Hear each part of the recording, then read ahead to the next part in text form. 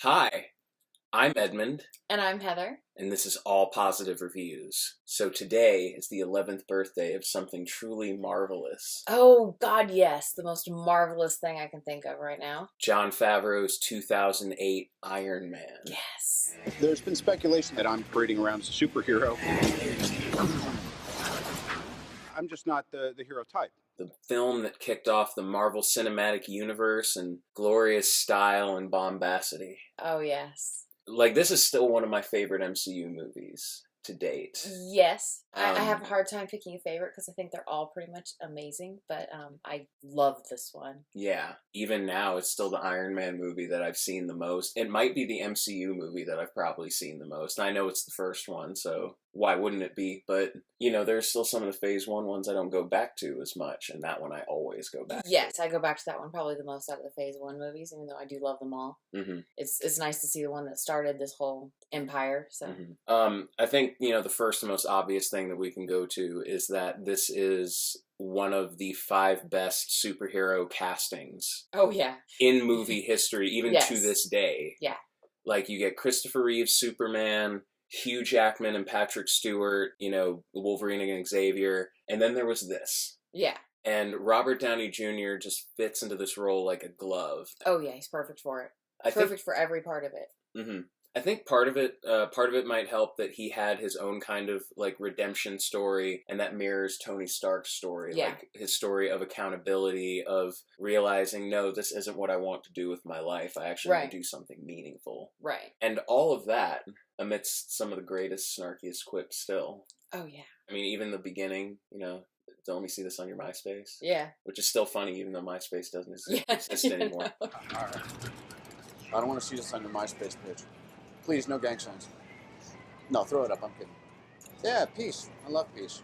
I'd be out of a job with peace. But no, Robert Downey Jr. is the obvious thing. Yes. The unsung hero, though, of the movie and the franchise is Pepper. Yes. Pepper is wonderful. Strong from the very first minute you see her all the way to the last minute you see her. She is amazing. And she, and you brought this up before, but she has a wonderful quickness to her reactions. Like, when the necessity requires, she's like, okay, I'll just go with this. Mm-hmm. Like when she discovers that Tony is Iron Man, or especially I love it with Agent Coulson. Yeah. Yeah, meeting right now. Let's go. Your office. Let's go. Yeah, now, let's go. Yeah. Oh, no, are you gonna blow up the door? Is it gonna lock it? Like, oh, okay. She just moves that way. No, she's amazing. She's quick. She can keep up with him, and they're so very natural together. Mm-hmm. The two of them work together so well. It's wonderful to see them play on screen together. Yeah! Is that so hard? That was fun, right? Yeah, I got it. Nice. Are you okay? Yeah, I feel great. You okay? Don't ever ask me to do anything like that ever again. I don't have anyone but you. That is one of my favorite parts for her, is when she discovers he's Iron Man and she's about to walk out. And he's like, really? And she's like, yeah, no. And she just turns around and comes right back. Instead of like the normal thing where the girl leaves and then has to come back. You know what I mean? They just get rid of that instantly because that's not who she is. She stays. And she's the proof that Tony Stark has a heart. Yes. Even though there is not a romance in this movie. There's almost a romance. Like There's a minute. They almost get there, and then the plot happens. Yeah. As the plot often does. Good plot, though. Very good plot. Grounded, very much grounded in reality. It's still the most grounded Marvel movie until probably like Winter Soldier. Yeah. In terms of its realism and just how much it's about the character. Yeah. And the dilemma that he's going through, realizing, oh, I'm responsible for all of these terrible acts of violence across the sea by complicity. Right, just by going along with everything and not paying attention. Very post 9/11. Yes. You can see why that and Dark Knight came out the same summer. Oh, definitely. And speaking of, you know, that summer was 11 years ago. God. And yet, the effects of Iron Man 1... Oh, they look so great. And I think, that's a testament to using so many practical effects. Like, even though it's CG heavy, like, he wore, most of those suits of armor, especially Mark 1. He's actually, going through there. Bringing up that point, I know we're not talking about the other Marvel movies, but him wearing that suit is, I think, what carries on to when in other movies where it's more CG and he's not actually in the suit. They still have him in the suit in that first one, and they can still, like, make it look so real. Yes. Having that, you know what I mean? I think that's kind of what stemmed them in such a good place. And what also helped is, like, they had a lot of fun doing it visually. And you can tell when he's doing, all the training and figuring out, like, tinkering with it, figuring out how to fly it. And he's also having so much fun. Yes. Especially now in the last, like, 11 years since then, there have been so many, so many darker movies. Yeah. And Iron Man, while he's taking so much responsibility, and while it is a serious story, he's having so much fun. Yes. He comes alive in those sequences of discovery and innovation.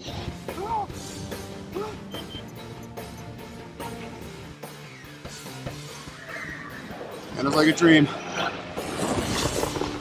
He's always been the thinker. Yes. The thinker and That's the why tinker. I've always liked watching him, because he tries never to let himself get stuck in a spot.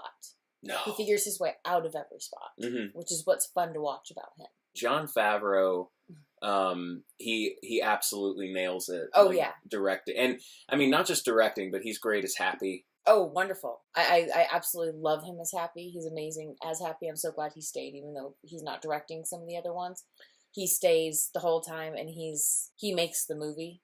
He's like the Davos Seaworth of this franchise. Yeah, exactly. He really is, because he's that unsung heart that is just around the entire time. But Jon Favreau works so well with all of those actors and brings them alive, and also does some really good action sequences. Like, it's grounded, it's smaller scale compared to what would come later. Oh, well, yeah. But it's still so exciting and well shot. Like, I love how the Mark 1 sequence, it's almost like a horror movie. Yeah. As he's just going through nailing guys. It's, he's the monster in the cave. Yeah. Right before the fun is over, you get the part, and I can never remember exact moments, but the part where he just goes up and he blows up the tanker and then walks away. I love that. This is not the first scene that I love, because the first one is when he's walking out of the cave, but that was such an impactful one. Oh, yes. It's one of the best versions of that trope, too. Yes. Because most people would be blown away from the explosion behind them. And he's far away and in his awesome Iron Man armor. Yeah. Which is amazingly expressive. Yes. And I think a lot of that has to do with Robert Downey Jr.'s body language. But they do it in a way where every time he has like a little gesture, you can see it clearly, even though he's in that suit. You know when he's mad and you know when he's having fun. Yes. A key element of that fun, who's not on screen, but definitely is there, is Jarvis. Yes! Oh, Jarvis. Sir, there is a potentially fatal buildup of ice occurring. Paul Bettany, another, beating soul of the whole MCU. Yes. Having his first disembodied start. Yes. Here. And I mean, he is relatively background in this one, but even here, you feel that connection between him and Tony. Yeah. Because Jarvis is just so steadfast and there and supportive and very non-judgmental. I mean, he's an AI, but yeah. Who is judgmental, though, is not Tony's dad, because he's dead. Right. But Obadiah Stane. Oh, the so great. First and still one of the best Marvel movie villains. Every evil businessman that came after owes it to that cigar-chomping, Segway-riding, magnificent bastard. That's the best way to put it. He's so great. He's great in everything, but he definitely just comes off as a wonderful evil prick. Yeah, and yet you buy his, like, sleazy palliness with him, like, towards the beginning. Yeah. Like, you do really like him. And then even when he turns out to be a complete asshole, he's still super fun to watch. Definitely. Berating people over their lack of measuring up to Tony Stark. Tony Stark was able to build this in a cave! With a box of scraps! Well, I'm sorry. I'm not Tony Stark. Oh, definitely. He's one of the most fun villains. They started it out. I mean, that was just such a wonderful start to the Marvel Cinematic Universe. And I'll say my favorite aspect of him is he's a terrible shot. Yeah. Thank God for villains who are terrible shots, because a lot of plots would end very quickly. In his defense, though, he did not have a guidance system. And, you know, who knows, he was older, who knows what kind of vision problems. Yeah, he probably had. And he seems like one of those people that's, you know, not going to get glasses. No. No matter how bad they can see. No, he's like, people will read things. Exactly, exactly. He doesn't need glasses. So yeah, he's just anywhere. But, you know, he's our main villain, and he's a lot of fun. And we also have the first of 3 MCU and 2009 Star Trek connections, because you have the former captain of the Enterprise, or not the Enterprise, but the former captain who worked with Chris Hemsworth playing Kirk's dad in that movie is the leader of the Ten Rings. Right. Who he's, you know, sometimes you just need just like a normal kind of like flat villain to just like kind of get through things. And I'm not saying he's flat. He's just a lot of fun. He's a good like occupier. Yeah. Especially during all the character stuff with him and Jensen. Yeah. Oh, Jensen. Oh. That was the first Marvel death that got me. Still gets me. One of the most inspirational ones. Yeah. I really like the soundtrack. Oh, definitely. The soundtrack is great. It has my song in it, which nobody knows what it is, but it has my song in it. All I really wanted was Pepsi.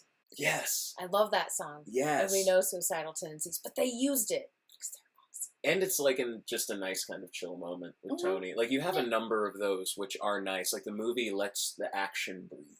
Yeah, it does, which is nice because it's nice to see him working on stuff, and it's nice to, you know, see other people doing things and have other moments that aren't just full of action in these movies. Yeah, like we have a full sense of his character. We know he works on cars. We know he loves cheeseburgers. We know some of his likes and dislikes based on the references that he says. Like the characters are extremely fleshed out. Yes, they're real people. And even if there are characters like, say, Coulson, who starts off in this movie but gets way bigger things to do later on, they still, even in those scenes, feel very real. Very real, yeah. Even when having to say the full name of S.H.I.E.L.D. Yeah. Which is a task I would not wish on my worst enemy. I'm Agent Phil Coulson with the Strategic Homeland Intervention Enforcement and Logistics Division. That's quite a mouthful. I know. We're working on it. The first Stan Lee cameo in the MCU. Mm-hmm. Quick but good. Yeah. Because, you know, of course, drunk Tony is not going to know who he is. Yeah, no, of course not. I love that Tony cares so little about people's prestige that he just gives away his award to just, like, basically a Joey from Friends Caesar at the 6th. Yeah, just some random. So the ballsiest move that this movie did.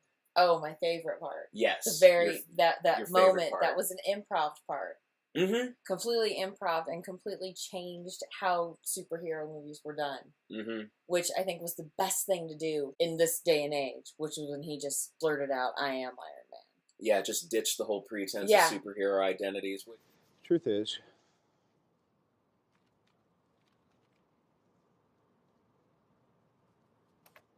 I am Iron Man. I love all superhero, the whole superhero genre. I still love it as a cornerstone of the whole thing. Oh, definitely. But considering they're trying to be in the real world and considering Tony Stark is the type of person who, no, I did this. It was me. Yeah. You know, I'm holding, like, accountability is my superpower. It really is. I'm taking the credit and I'm taking the blame, but I'm definitely taking both, and you're not taking that away from me. Right. And yeah, that moment just set the stage for the whole thing of really, and it really made us think of the people, not just the costumed character. Right. You know, because when you do that, there is such a split. Yeah. Like you see that with Bruce Banner in later movies, since he's so separated. Yeah. They're two different alter egos. Right. The same with like Batman and all of that. I was going to say Batman originally is exactly, you have that same thing where you have this big split. Whereas with him, he's not a different person at all. He walks right into his suit right in front of you. Yep. You know what I mean? Like, he's not hiding it. He is who he is, and he's fine with that. And he's someone who, and they hold this true in later movies, but it is especially true here. Without the suit and everything, he's still Iron Man. Yep. He, made that suit in a cave with a bunch of scraps. Yes. So yeah, Tony is amazing. It's still one of my favorite, top 4 superheroes ever. Yeah. But no, I love Iron Man. It's weird. It's a cohesive movie. It's a very, right. It's not a segmented movie where you can talk as much about like, oh, well, this section was really good or that section was great. It's just this one cohesive, fun 2 hours that was everything, popcorn movies are supposed to be. And it's still one of the ultimate popcorn movies. Yes, it is. But yeah, I love Iron Man. Me too. I love it so much. And it deserves it deserves to be rewatched and remembered for just how much it kicked off. Without this, we wouldn't have the MCU as we know it. I mean, I remember even Ebert at the time, just coming off of, surgeries and stuff, even came out and, put this on his like favorites of the year of like, oh god, no, this is up there in the holy grail superhero movies. But yeah, so that was the Iron Man all positive review. We're gonna have more coming up here soon. Probably some more Marvel on the horizon. Yeah. Definitely, we had the name drop for J.J. Abrams' Star Trek. That movie is turning 10 here very soon, so that'll be worth revisiting. Yes. And we might have some Indican movies. Oh, definitely. Yes, check them out at indicanpictures.com. Lots of great movies. Yes. But until next time, stay positive, like, comment, subscribe, and have a great day.